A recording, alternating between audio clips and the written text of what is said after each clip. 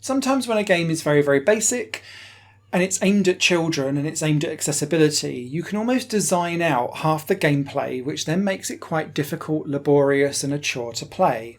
And the reason why I bring this up is because I feel like this is what's happened with Manitas Kitchen. A really cute looking cooking game where you play as Trexito, a dinosaur T-Rex with 2 short arms and a dream that wants to open a pizza shop.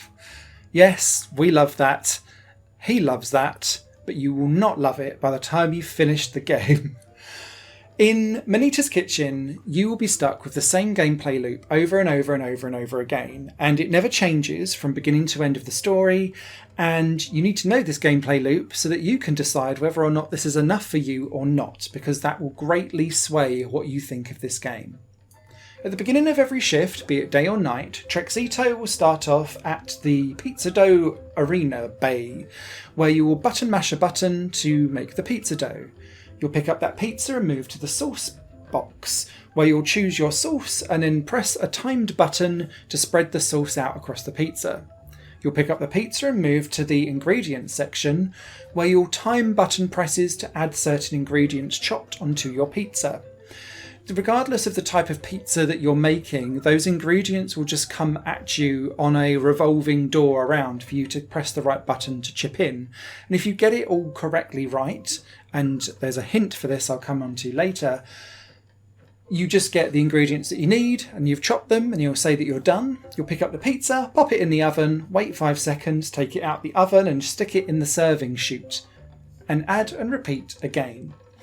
The controls for this game are very woolly, and so being able to select the pizza and get it to pick up and to walk right into the next bay area so that you can do the next thing feels lethargic, imprecise, and a chore and a slog to get right. And that's especially the case when you start doing the sauce and the ingredients, because if you actually press on the beat of when the things are going across the chart, you're already too late. My advice to everyone playing this game is press the button at least half a second earlier than what you think you should, because there's lag and significant amounts of it as you use these kind of timing-based mini-games. But that's all it is. As the pizza swaps out, and you might go from a margherita to a pepperoni to a Pangea pizza, which I thought was quite a nice theming of it, the ingredients just come through on the chart anyway, so nothing feels different. It's just a slightly different graphic that pops out at the end, and so nothing changes from the start of the story to the end. It's incredibly frustrating. The only addition that you get through the story, which is spread way too thinly for my liking, is that you will have other dinosaur friends coming to help you out, and one can make 3 pizza doughs all at once. Trexito himself can do a special where all of the ingredients get magically added to the pizza, but not the sauce, which I kept forgetting when I first had his skill. And then there's another dinosaur that breathes fire on the pizza and cooks it immediately.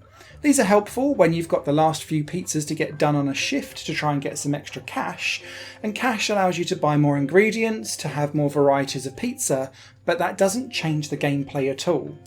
The only thing that does change the gameplay is that you can level up your dinosaur friends so that their special skills can be triggered more often, and sometimes have resulting impacts if you trigger certain skills in a certain order for certain dinosaurs. So say for example, if you get the fire-breathing dinosaur to cook the pizza that the pizza dough making friend made, you get like a bonus of coins through when you serve it. When it comes to nighttime, there are 3 additional torches that you'll need to keep on, and this is extremely frustrating because quite often when they turn off, your minigame becomes broken in a way that if you're adding ingredients, it just picks random things because you can't see anymore, and so your pizza becomes broken and not fit for purpose. And it's quite difficult, and the game doesn't really let you do it nicely, to exit out of that minigame, go and turn back on the torch and come back again. And in doing all of this, the other mechanic of this game that's quite unique is the stress model, and that rises. Trexito has a stress meter, and there's 4 tiers to it, and when he hits the 4th tier, the shop shuts down because he can't cope anymore, which is why you keep getting added all of these additional friends to come and help you out. The moral of the story being many hands make light work, basically, and you can do it, friendship! Hua! However, when it comes to the actual gameplay, Trexito, as he becomes more stressed, starts to become either very, very slow because he's depressed, or at the very end he becomes manic and is actually quite fast. And he works so much better when he's so stressed. So sometimes I'm like, maybe I should just stress the poor guy out, because then he becomes actually controllable, because his standard speed is so slow, lethargic, bumbly, imprecise, and that combined with the really floaty controls, and sometimes you're having to press things multiple times because it doesn't seem to have good input capturing in the controls for this game.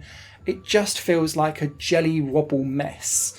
And so sometimes getting him stressed makes the game so much more playable, which goes against the whole principles of the game.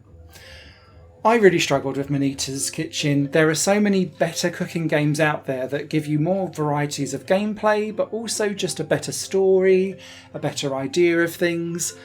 This game has its heart in the right place, but the story is spread way too thinly. You have to do the same mini game like many times before the next nugget of story comes down the pipeline. And the story isn't really that engaging either. So it just is messy, unrewarding, unfulfilling, and imprecise. And from that point of view, there are so many other cooking games that I'd recommend. Good Pizza, Great Pizza, Galaxy Burger, the Cook Serve Delicious series, Plate Up. There's so many. I could keep going. Even Diner Dash has more on this. And so I can't really recommend Manitas Kitchen on those premises and points alone.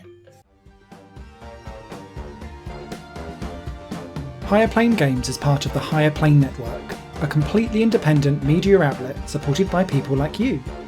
The goal is to create the best possible content that cultivates a richer indie scene for games as well as music and entertainment. To find out more and to get involved, visit patreon.com/higherplane-network. Your support makes all the difference, and in return you'll gain access to bonus content and downloads. Thank you for watching.